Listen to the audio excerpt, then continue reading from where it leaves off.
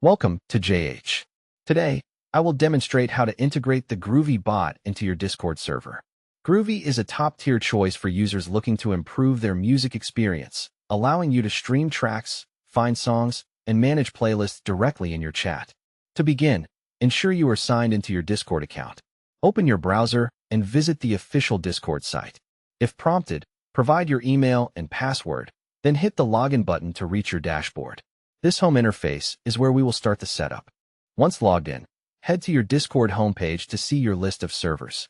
Now, pick the specific community where you want Groovy to reside. Click on that server, keeping in mind that you must have administrative permissions or the appropriate role to add bots.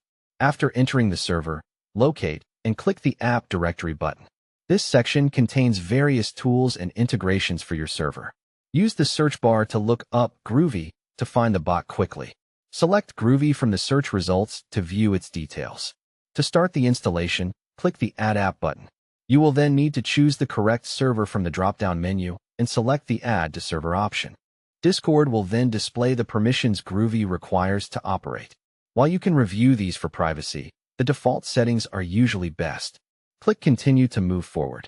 Finally, authorize the bot to access your server, completing any CAPTCHA security checks if they appear. Click the Authorize button to finish. Now that Groovy has joined your server, you and your friends can enjoy music together. To use it, simply enter commands in an active text channel.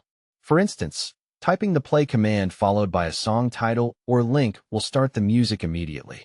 Adding this bot is a great way to boost engagement during study sessions or parties. Take some time to learn the various commands to maximize your experience.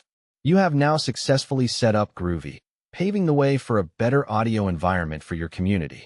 Remember to explore all the features to fully understand what the bot can do. Happy listening.